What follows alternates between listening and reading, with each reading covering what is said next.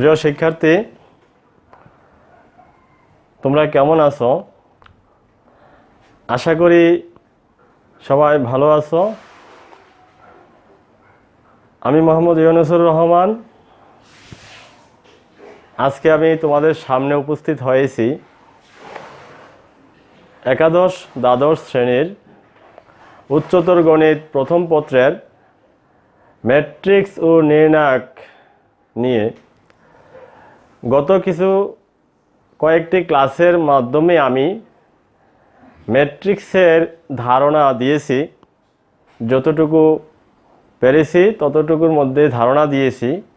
আজকে আমি নির্ণায়ক নিয়ে আলোচনা করব। নির্ণায়ক করতে গেলে আমি প্রথমত কিন্তু একটি গাণিতিক সমস্যা বোর্ডে লিখে নিয়েছি। এর আগে আমি নির্ণায়কের সূত্রটি নিয়ে কিছু আলোচনা করতে হবে। এরপরে আমি বোর্ডে যে গাণিতিক সমস্যাটা লিখেছি সেটাকে সমাধান করে দেখাবো। নির্ণায়কের মান নির্ণয় করার জন্য আমরা ব্যবহার করতে পারি যে বিষয়বস্তুটুকু, সেগুলো নিয়ে আজকে প্রথমত আলোচনা করব। যেমন A1,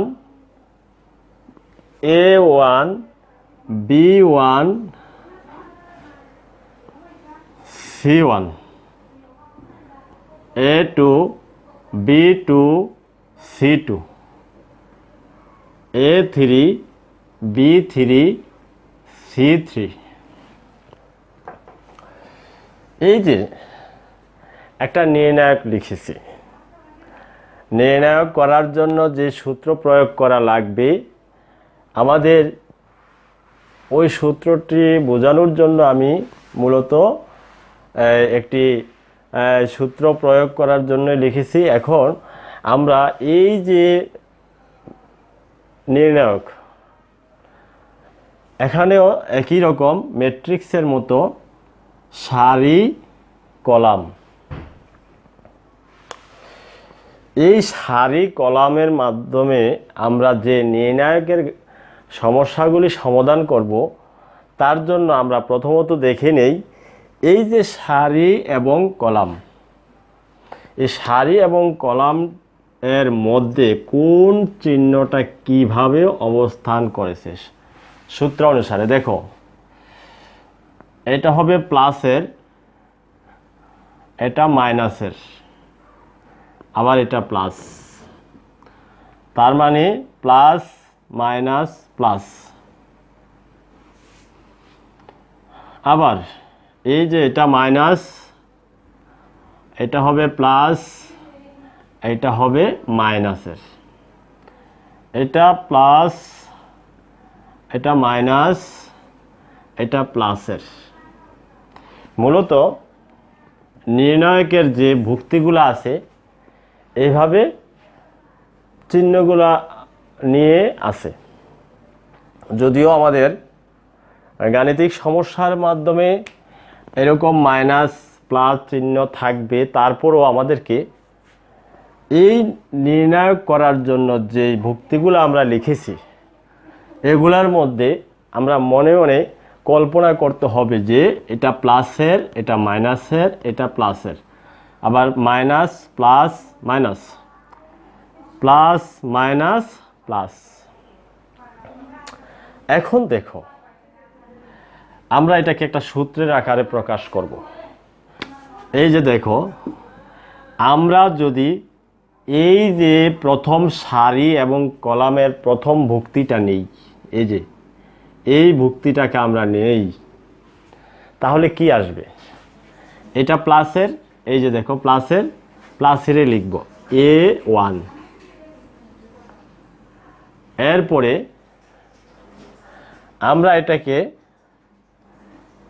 এই যে প্রথম যে ভুক্তিটা নিয়ে নিলাম, এই ভুক্তিটা নেওয়ার পরে আমাদেরকে চিন্তা করতে হবে এরকম। দেখো, এটা এবং এইটা বাদ যাবে, এই অংশটুকু বাদ গিয়ে যে ভুক্তিগুলা থাকবে সেই ভুক্তিগুলো আমি এখানে লিখব। তাহলে কি আসতেছে B2 B3 B2 B3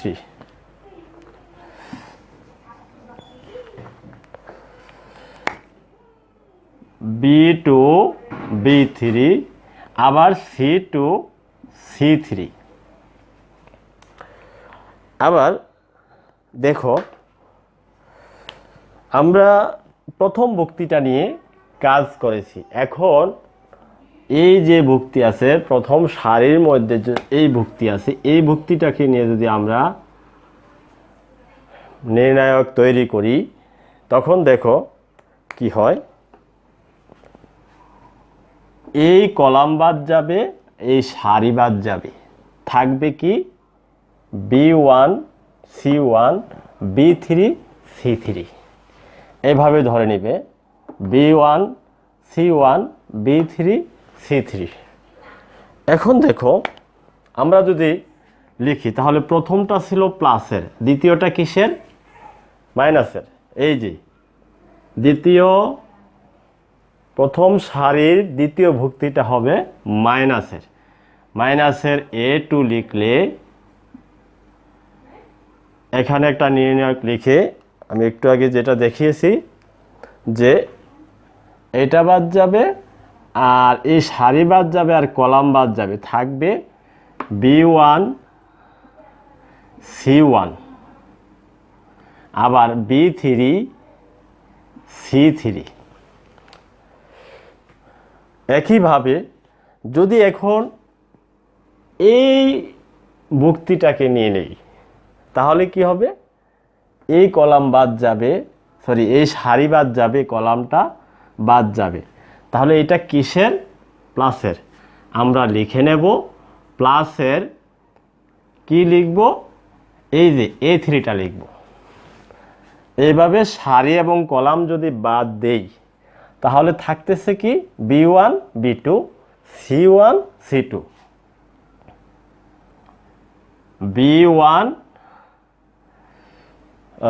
B1 C1 আবার B2 C2 লিখে নিলাম। এখন দেখো বন্ধুরা আমরা শুধু প্রথম সারি দিয়ে আমরা নির্ণায়ক তৈরি করে নিলাম। পরবর্তীতে এরকমভাবে প্রত্যেকটা ভুক্তি দিয়ে কিন্তু আমাদের নির্ণায়ক তৈরি করার জন্য সূত্র আরেকটা আসবে। আমাদের এই ধরনের মান নির্ণয় করার জন্য, এই রকম মান নির্ণয় করার জন্য আমরা এভাবে সূত্র প্রয়োগ করব। এখন আমরা যদি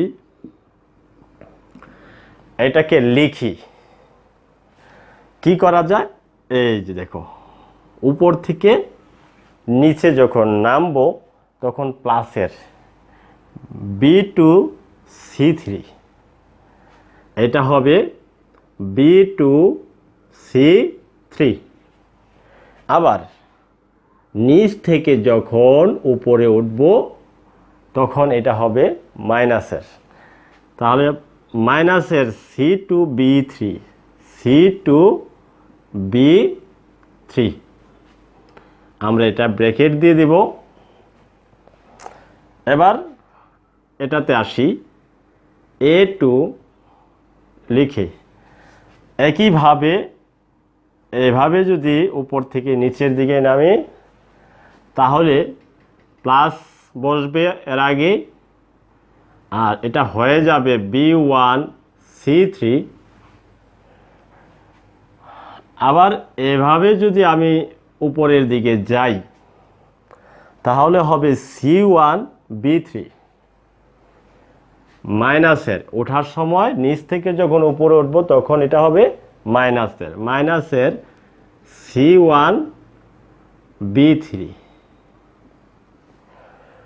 এবার দেখো এটাতে একইভাবে এই নামার সময় প্লাস আর উঠার সময় মাইনাস। দেখো প্লাসের A3 লিখে এই যে দেখো B1 C2 B1 C2 মাইনাসের, আবার নিচ থেকে যখন উপরে উঠব তখন C1 B2, এই যে দেখো C1 B2 C1 B2, এই সূত্রর মাধ্যমেই আমরা যে গাণিতিক সমস্যাগুলি সমাধান করব, অর্থাৎ নির্ণায়কের মান নির্ণয়করণটা আমরা এই সূত্রের মাধ্যমে করতে পারি। তবে এর মধ্যে আরেকটি সূত্র আছে যেটাকে বলা হয় সারাশের চিত্রের মাধ্যমে। সারাশের চিত্রের মাধ্যমে আমি ওই সূত্রটাও দেখিয়ে দেব। দেখানোর পরে আমি এই একটা গাণিতিক সমস্যাকে আমি দুইটা সূত্র দিয়েই সমাধান করে তোমাদেরকে দেখাবো। এখন আমি এটা মুছে ফেলি। এখন এটাকে সারাশের চিত্রের মাধ্যমে কিভাবে নির্ণয় করা লাগে সেই সূত্রটা আমরা এখন দেখব।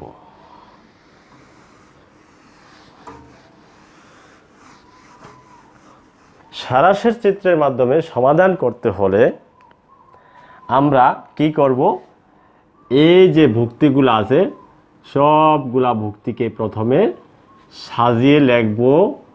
লেখার পরে দেখো কিভাবে লিখতে পারি আমরা, A1 B1 C1, ঠিক আছে।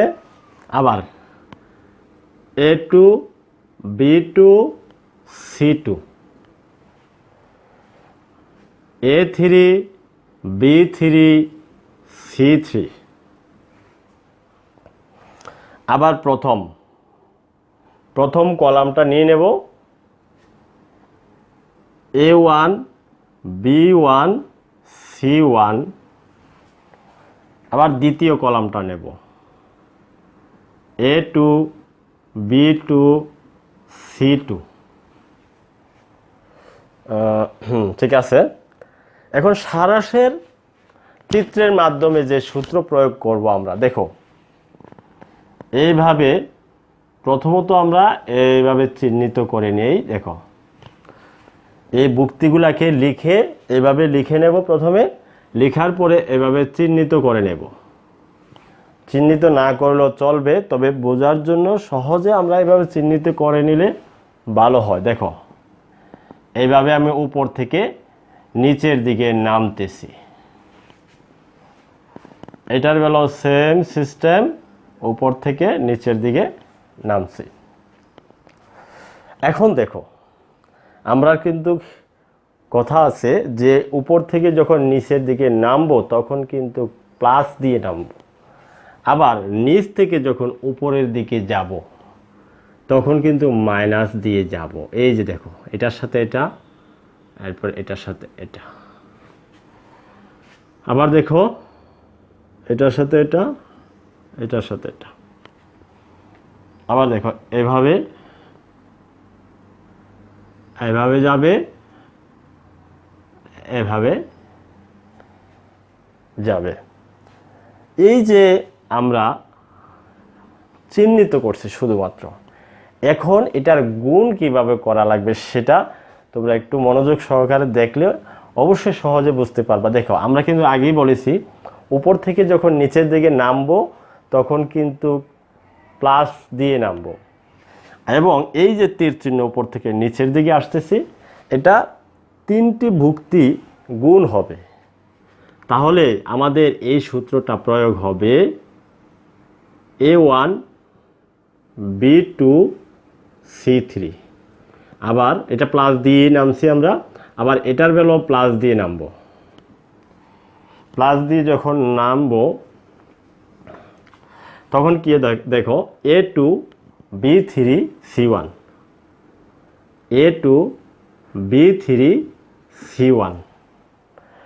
এবার এটা দেখো এটার বেলাও প্লাস দিয়ে নামবো, A3 B1 C2।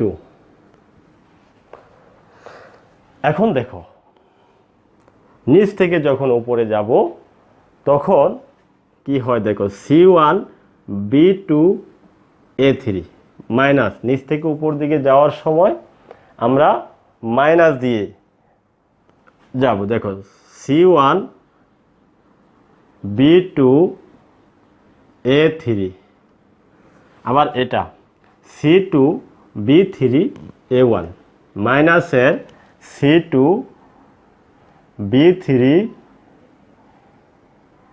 A1, আবার এদিকে মাইনাস দিয়ে C3 B1 A2। এটা হলো সারাংশের চিত্রের মাধ্যমে আমাদের নির্ণায়ক মান নির্ণয় করার সূত্র। আমি এখন এটাকে নির্ণায়কের মান নির্ণয় করার সূত্র প্রয়োগ করে প্রথম যে সূত্রটা দেখিয়েছি আমি ওই সূত্র প্রয়োগ করে এটাকে সমাধান করে দেখাচ্ছি। এরপরে আমরা সারাংশের চিত্রের মাধ্যমে কিভাবে করতে পারি সেটাও দেখাবো। আমি এই অংশটুকু মুছে ফেলি।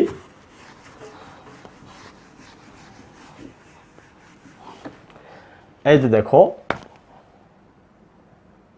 এটাকে আমরা যখন মান নির্ণয় করব, এই যে দেখো এই অংশটা যখন আমি এই ভুক্তিটাকে যখন নিয়ে যাব, এটা কিসের ছিল? এই যে প্লাসের, কিন্তু এখানে আছে মাইনাস। মাইনাস থাকুক, কোনো সমস্যা নাই,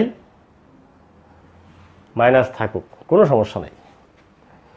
এখন এটা রেখে যখন আমরা এর আগে যেটা দেখিয়েছি, এই যে এই সারি এবং এই কলাম বাদ যাবে, থাকবে এই যে এই অংশটা থাকবে, এই অংশটা থাকবে। এটা আমি লিখে নিচ্ছি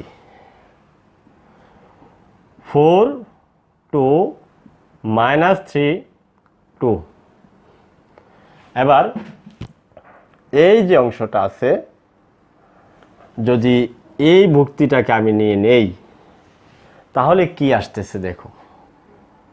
এই যে দ্বিতীয়টা কি ছিল? মাইনাসের ছিল, এটা হবে মাইনাসের 5 দিয়ে, এই মাইনাসটা কিন্তু সূত্রের মাইনাস।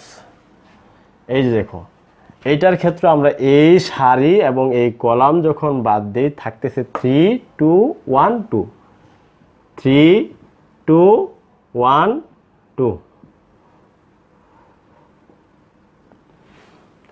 এবার দেখো, এইটা যদি এই ভুক্তিটাকে নিয়ে যখন কাজ করব, নির্ণায়ক তৈরি করব, তখন দেখো এটা বাদ যাবে, থাকবে কি 3 4 1 -3।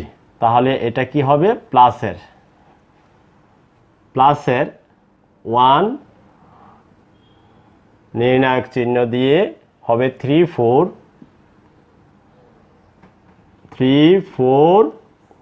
1 -3। এখন দেখো, আমরা যদি সূত্রের মতো করে গুণ করে দিই, এই যে এটার সাথে এটা গুণ হবে, তাহলে আমি -2টা রেখে দিলাম এদিকে, এটার সাথে এটার গুণ হচ্ছে কি, এই যে দেখো ভেঙে করি 4 × 2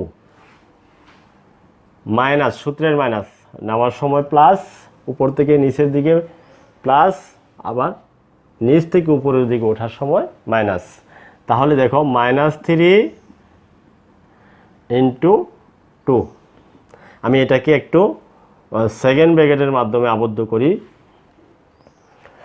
এরপরে দেখো -5, এই যে -5 আছে, -5টা লিখব, লিখে আমরা এই যে এটার সাথে এটার গুণ, মানে 3 × 2, আবার ওঠার সময় মাইনাস হবে 1 × 2, এইভাবে নিয়ে নিলাম। এবার দেখো এটা প্লাসের 1 3 × -3, 3 × -3 যদি নেই তখন কি আসে দেখো, প্লাসের 1 ঠিক রয়ে গেল, 3 × -3। এরপরে আমরা যদি এটাকে ব্র্যাকেটের মাধ্যমে রাখি তাহলে সুবিধা হবে। এই যে 3 × -3, ওঠার সময় মাইনাস, নিচ থেকে উপরের দিকে 1 × 4। এই যে দেখো, এখন আমরা যদি এটাকে গুণন করে দিই, দেখো -2 এটা হলো 4 দুগুণে 8, মাইনাসে মাইনাসে প্লাস, 3 আর 2 গুণ করলে হবে 6। এবার এটা দেখো মাইনাসের 5, 3 দুগুণে 6, মাইনাসের 2। আবার এখানে আসতেছে এই যে মাইনাসের 9, মাইনাসের 4, মাইনাসের 9, 3 3 9, এরপরে 1 ইন্টু 4। এখন দেখো -2, এটা গুণ আছে, গুণ লিখবো, এটা হবে কত 14। এখন দেখো মাইনাসের 5 ইন্টু 3 4, প্লাসের 1 ইন্টু এই যে মাইনাসের 13। এখন দেখো এটাতে কি হয় 28, মাইনাসের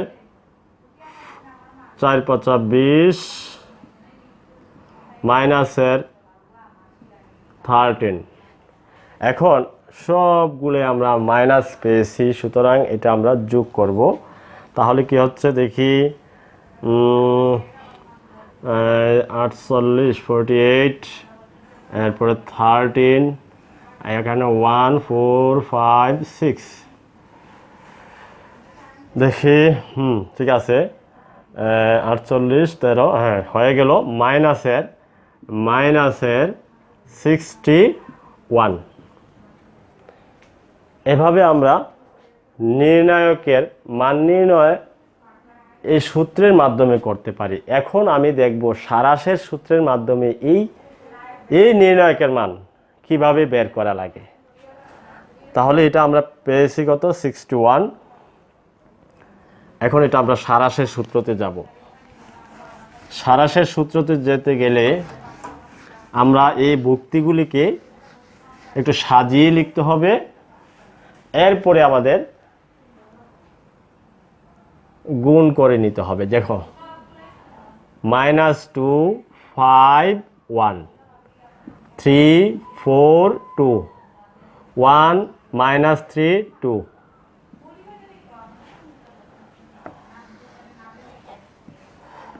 সারাংশের সূত্র যখন প্রয়োগ করব, আবার প্রথম কলামটা যাবে -2 3 1 5 4 -3। আমরা যদি এটাকে এভাবে লিখে নেই তাহলে আমাদের সারাংশের সূত্র প্রয়োগ করা সুবিধা হবে। দেখো এই যে এভাবে গুণ করব, একটু দাগ দিয়ে নিলে সুবিধা হবে, বুঝতে সুবিধা হবে। এই তাহলে কি হচ্ছে দেখো -2 4 2, 4 দুগুণে 8, 4 দুগুণে 8, 8 দুগুণে 16, মাইনাসের 16। আবার নামার সময় তো প্লাস, সূত্রের প্লাস হবে, কিন্তু এই মাইনাস থাকার কারণে মাইনাস হয়েছে। এবার দেখো প্লাস দেব, 5 দুগুণে 10, 10 একে 10। আবার এটাতে দেখো প্লাস দেব, 3 একে 3, 3 3 9, মাইনাসের 9 হবে। একবারে লিখে ফেলতেছি, যেহেতু আমরা সূত্রটা এর আগে একবার ভালো করে বুঝিয়ে দিছি, তোমরা অবশ্যই এই কাজটা করতে পারবে। এখন দেখো এই যে নামার সময় আমি প্লাস দিয়ে নেমে সূত্র প্রয়োগ করছি। এখন